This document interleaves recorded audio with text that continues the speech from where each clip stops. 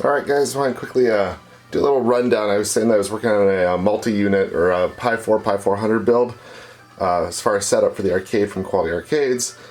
Keeping the Pi400 build is what they sent out, and then a upgraded micro SD card for my Pi4, which was the original board that came with the Quality Arcades game, or arcade.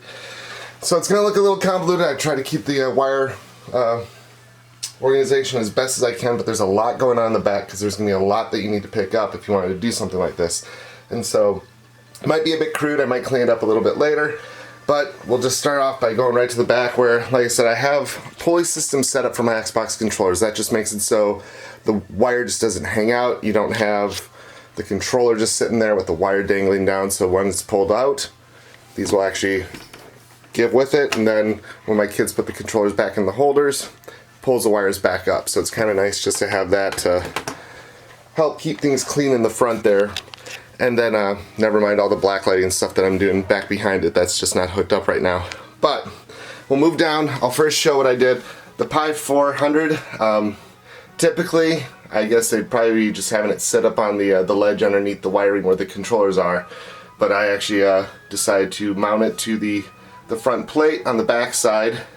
Got all the wiring going on there. I had to drill a couple extra holes to get things going where I wanted. And that's fine. A couple more power strips too to get things all plugged in, just because of how awkward the placement is for the one that they put in with the insanely short cable that it comes with.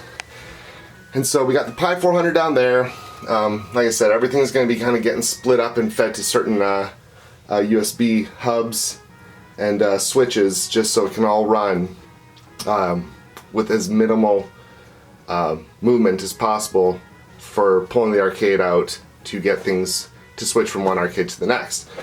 I got the Pi4 build right there with one of the cases that I got just so I can overclock it. It has at least a fan and some thermal strips set on top of the CPU and then also the RAM. And so multiple switches. This one here is going to be for the arcade joysticks and buttons. This is going to be the one that I use for the Xbox controllers. And I could turn them on and off there, but I decided to add more to it because why not? This is also another build that I have that I'm just not using right now. It's a 4 terabyte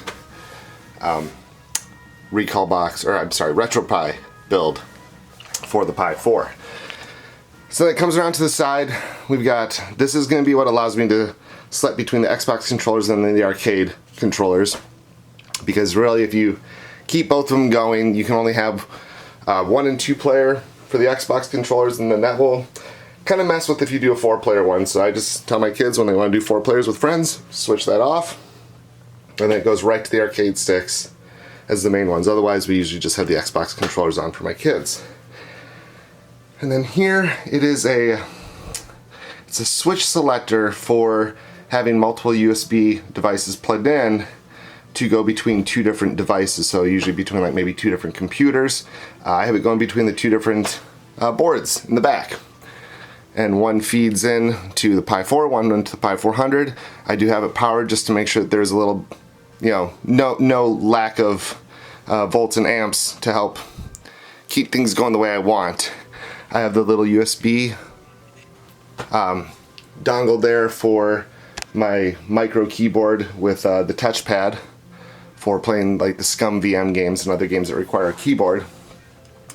And then this all goes through the audio. You do have to take the front plate off to do this because there's 2 different HDMIs that you need to plug in. And then the audio I actually have coming out of the TV instead of out of the actual board itself. So when I switch things through from one system to the other, it switches the audio as well instead of streaming 2 audio sources through the amp underneath.